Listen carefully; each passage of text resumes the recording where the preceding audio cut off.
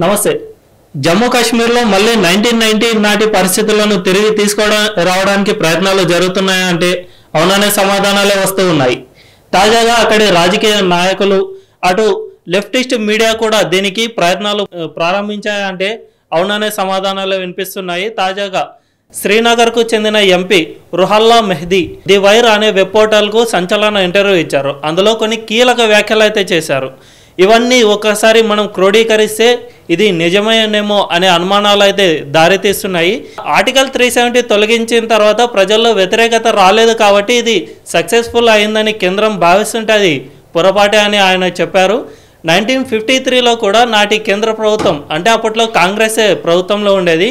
So నాటి కేంద్ర ప్రభుత్వం మా జమ్మూ కాశ్మీర్ అటానమీని తీసివేయడానికి ప్రయత్నాలు చేసింది, కొన్ని తీసివేసింది. కాబట్టి అప్పుడు ఎవరు వ్యతిరేకించలేదు కాబట్టి ఇది సక్సెస్ఫుల్ అయింది అని భావించారు. కానీ 1990లో 40 ఏళ్ల తర్వాత దానికి బదలా తీర్చుకున్నాము అని ఆయన చెప్పారు.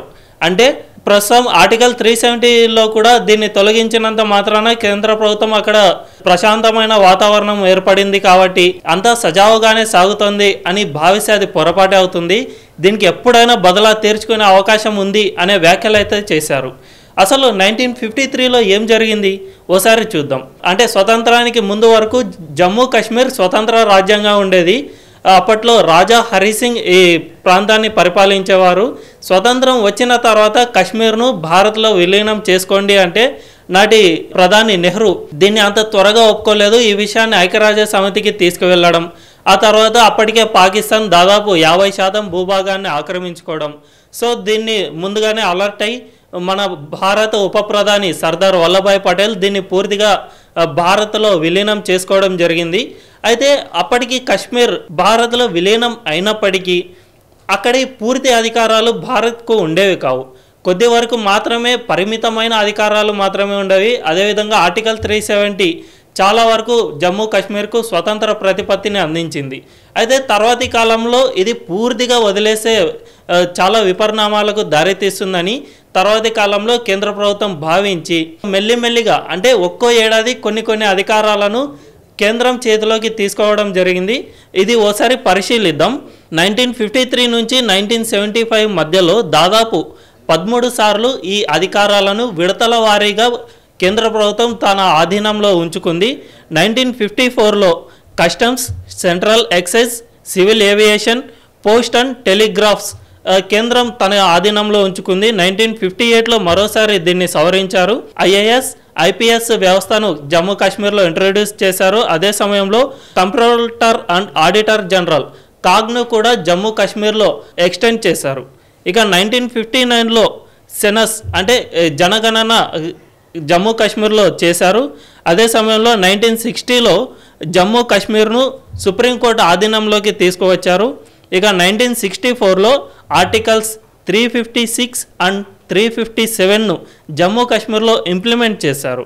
ఇక 1965లో legislative entries, welfare and labour, trade unions, social securities ఇటువంటి వాటిని జమ్మూ కాశ్మీర్లో ఇంప్లిమెంట్ చేస్తూ వచ్చారు. అంటే దాదాపు 13 సార్లు మెల్లిమెల్లిగా ఆ ప్రాంతంలో భారత ప్రభుత్వం తన ఆధీనంలోకి తీసుకురావడానికి ప్రయత్నించింది. సో ఇది మెల్లిగానే జరిగింది. దీనికి ప్రజల అంగీకారం దాదాపుగా ఉంది.